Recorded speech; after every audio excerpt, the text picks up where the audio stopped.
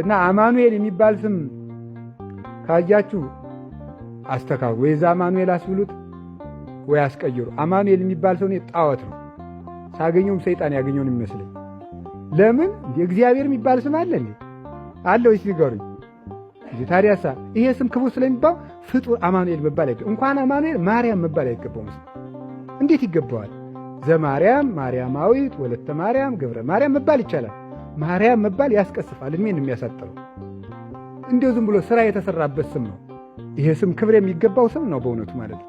ለዚህ ስም ሰማያት ምድር ይንቀጠቀጣሉ፣ መላእክት ይደነግጣሉ፣ ይርዳሉ በእውነቱ ማለት ነው። አምላክ ሰው ሆኖ የተሰየመው ስም ስለሆነ በቀላሉ አይጠራም።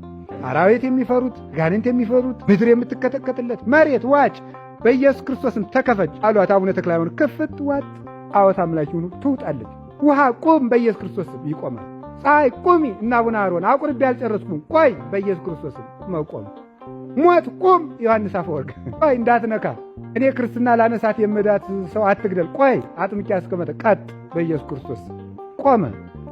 ቅዱስ ዮሐንስ አፈወርቅ ሲያስተምር ረስቶት መልአኩ በዚያ ቆም።